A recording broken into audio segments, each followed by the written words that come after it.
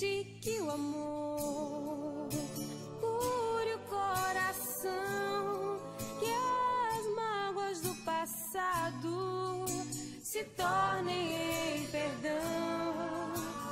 Deixe que o olhar do Cristo, seu Senhor, transforme a sua vida, lhe faça um vencedor.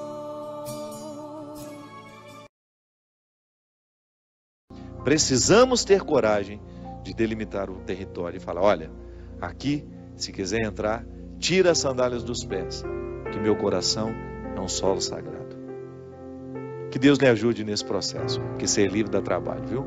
Eu sei, estou vivendo o meu processo diariamente, e eu sei onde eu tenho que cortar, as arestas que eu tenho que cortar, as pessoas que eu tenho que manter uma certa distância, porque senão a gente fica território do outro. E o outro acha que tem o direito de fazer o que quer no coração da gente. É claro que todo amor comporta renúncia, sacrifício. Mas essa renúncia não pode levar a minha identidade. Mesmo porque para eu me dar ao outro, eu preciso ser dono de mim. O livro, ele fala justamente desse conceito de pessoa a partir do conceito judaico, cristão. Que é, para eu me oferecer ao outro, eu preciso ser dono de mim. Só pode dar-se ao outro aquele que se possui. Eu não posso dar aquilo que não é meu. Então, a vida, desde quando eu nasço, eu começo a tomar posse do meu eu. Eu vou identificando quem sou eu vou identificando o que eu gosto, o que eu não gosto, o que me faz bem, o que não me faz bem. A construção do eu, ela é fundamental nos primeiros anos da nossa vida, que é quando nós vamos descobrindo quem somos nós. Para que nascemos, né? Essa pergunta é tão interessante. Quando você começa a identificar as suas possibilidades, até mesmo de trabalho, o que me realiza? Tudo isso faz parte da sua subjetividade. A sua subjetividade é como se fosse o cofre onde está guardada a sua identidade. Mas há relacionamentos que nos roubam isso. Quando você estabelece um relacionamento doentio, por exemplo, quando você vai perdendo a sua pertença. Como é que você sabe que é um relacionamento doentio? Quando não existe alegria na entrega. Quando você percebe que o outro está lhe pedindo aquilo que você não poderia dar a ele, que é a sua identidade. Ah, eu para amar você, você terá que mudar isso, aquilo, papapá, papapá, papapá. Tudo bem. Se for para mudar coisas que antes eram ruins em nós, o amor do outro nos ajuda, porque nos constrói. Vai nos mostrar aquilo que a gente tem de exagerado, aquilo que pode ser lapidado. Mas quando o amor do outro é condição, a condição para que o amor exista é que a gente abra mão de ser quem a gente é, então alguma coisa está errada. Então o outro não está me amando, o outro está me sequestrando. Veja bem, o que é a esquizofrenia? É uma patologia psíquica que precisa ser diagnosticada, medicada, onde o eu se divide. O esquizofrênico, ele costuma ter dois tipos, né? É como se estabelecessem na sua personalidade, é como se a unidade fosse quebrada. Então, a partir do momento que a esquizofrenia se estabelece, eu tenho dificuldade de ser eu tenho dificuldade de ser inteiro. Então, aí eu não sou especialista para poder dizer, um médico especialista em esquizofrenia poderia dar muito mais informações. Eu estou dando uma pincelada no que significa, num primeiro momento, essa esquizofrenia. É uma doença que precisa ser tratada e que muitas vezes tem a característica, né, de ser uma divisão do eu. Será que um sequestro da subjetividade poderia desenvolver uma patologia dessa? Olha, o roubo da subjetividade é uma coisa tão doída que às vezes a mente, para poder sobreviver àquele roubo, àquele sofrimento, ela se estabelece patológica, ela fica doente mesmo. O sofrimento é tão grande que aquela pessoa não consegue mais administrar de maneira saudável a perda de pertença. Você poderia estar perguntando, mas padre, como é que uma pessoa pode abrir mão de ser quem ela é? Acontece demais, minha gente, acontece toda hora. Esse livro, ele não foi escrito a partir de teoria, É claro que eu precisei estudar muito ao longo da minha vida para compreender um pouco do mistério humano, um pouco a trama dos relacionamentos. Eu sempre gostei de pessoas. E eu estudei muito como? Lendo. Eu sempre gostei de romances, eu sempre fui um menino que lia muito desde criança. Então isso me ajudou a ter uma leitura do contexto dos bastidores dos relacionamentos, a partir daquilo que eu vi na ficção, mas que eu vi também na vida real.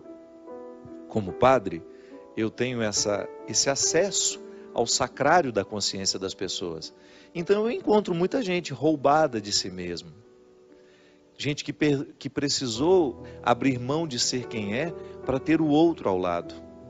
Que isso acontece muito. De repente, eu amo uma pessoa, eu sou tão apegado àquela pessoa, que eu sou capaz de abrir mão dos meus sonhos para não perder aquela pessoa. Então, por exemplo, uma menina sabe que tem um relacionamento doentio com um rapaz. Aquele rapaz não faz bem a ela, ele traz uma carga negativa para ela demais, ele a deprime, ele a joga para baixo o tempo todo, e ela não consegue romper aquele relacionamento. Por quê? Porque ela tem medo de perder aquele rapaz.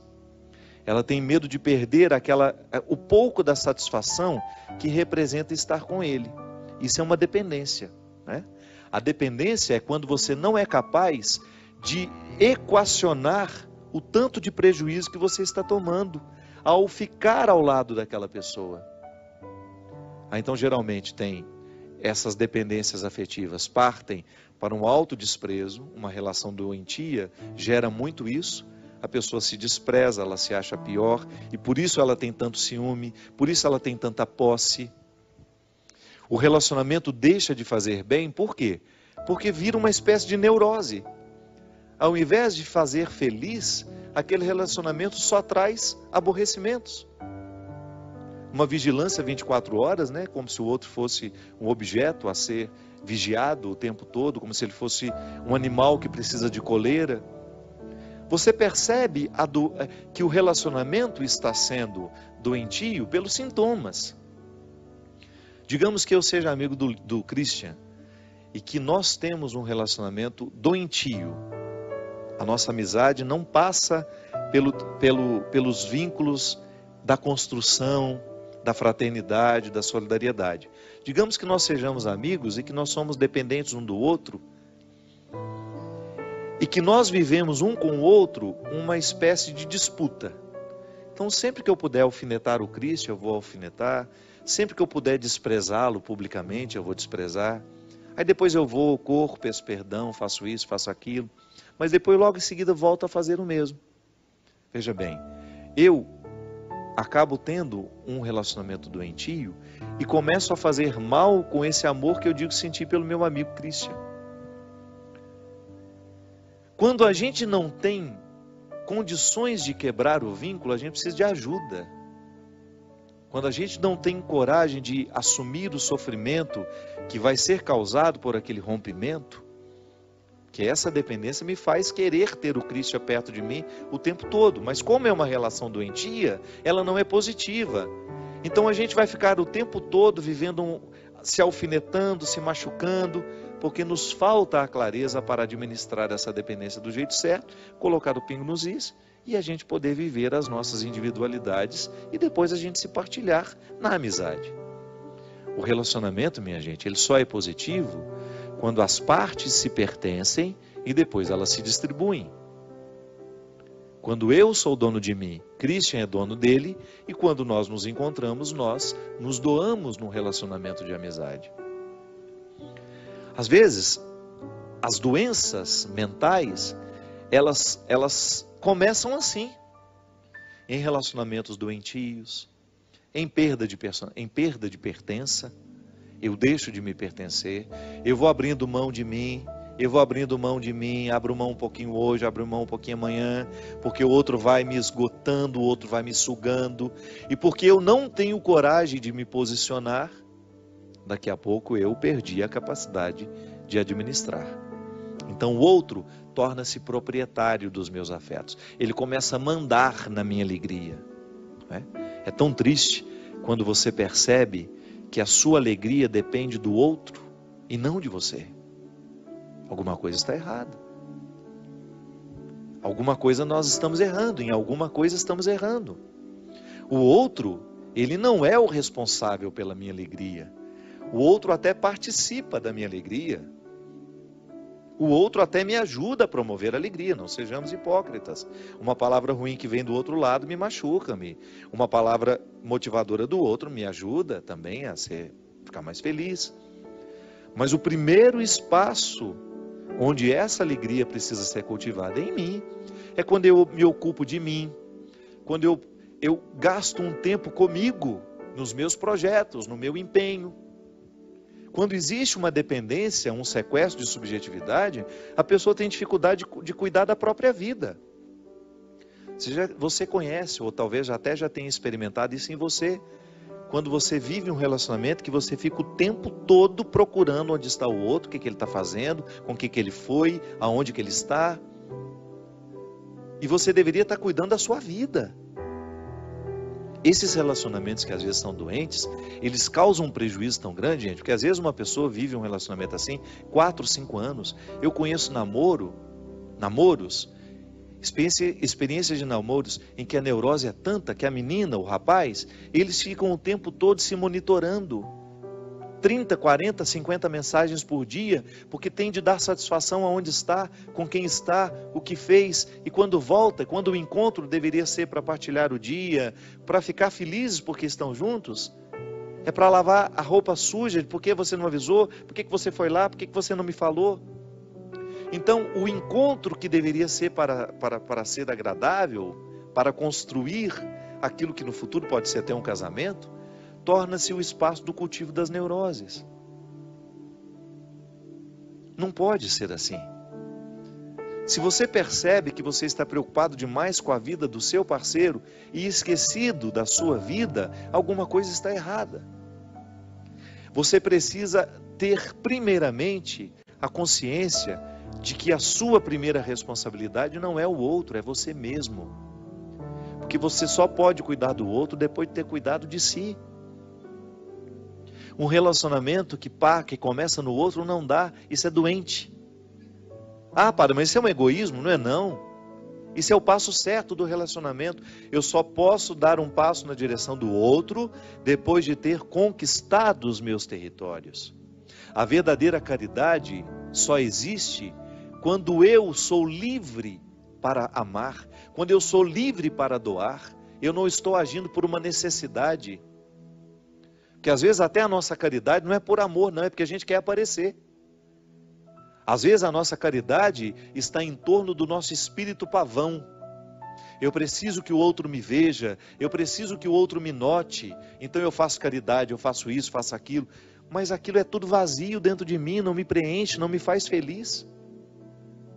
Meu Deus do céu. A caridade que eu faço precisa estar em consonância com aquilo que eu sei sobre mim.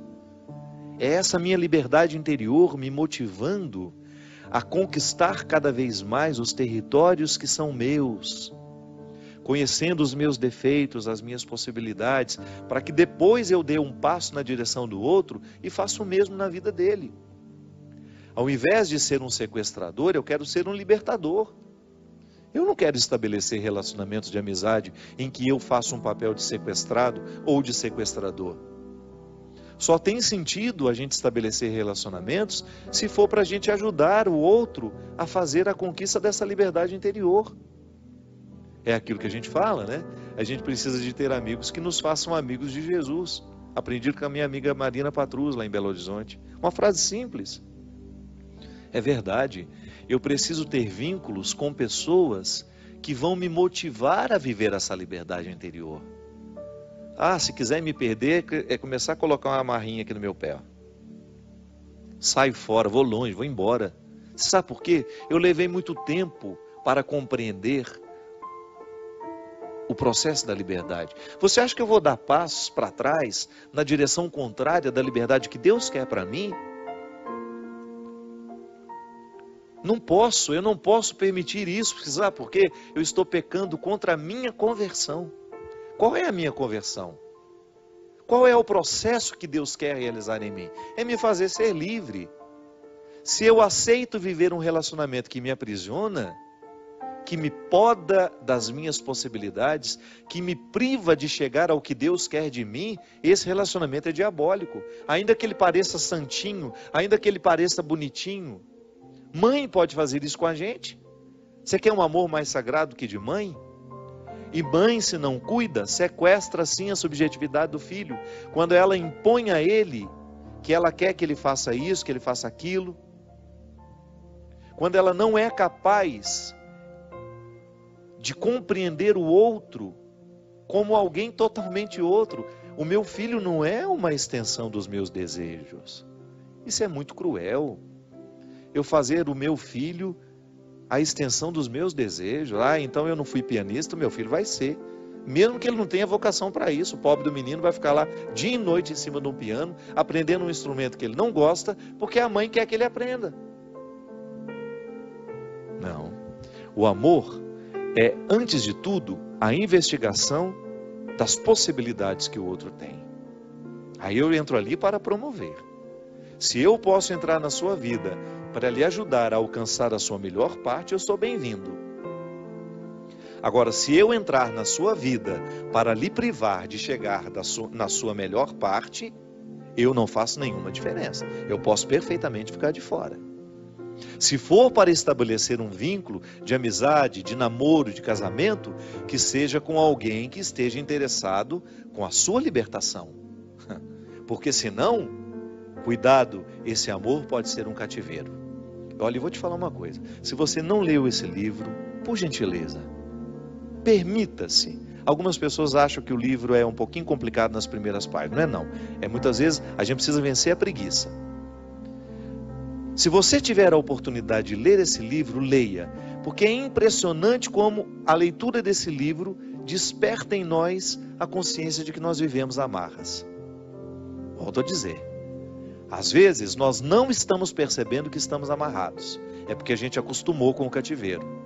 No sequestro é assim. Chega um momento, depois de muito tempo de sequestro, a gente começa até a ficar amigo do sequestrador. O sequestro do corpo é assim. Você já observou? Já ouviu o testemunho de quem foi sequestrado? Depois de um tempo de sequestro, fica amigo do sequestrador, por uma questão de sobrevivência. Às vezes nós estamos assim dentro de casa, marido e mulher, mãe e filho, amigos. Um bando de gente sequestrada que é incapaz de provocar, de dar um grito de alforria e falar, olha, chega, eu não quero viver essa escravidão. Se for para permanecer ao meu lado, se é para estar aqui ao meu lado, que seja para me ajudar a fazer o que Deus quer fazer em mim. Por favor, não venha ser um empecilho para a ação de Deus na minha vida.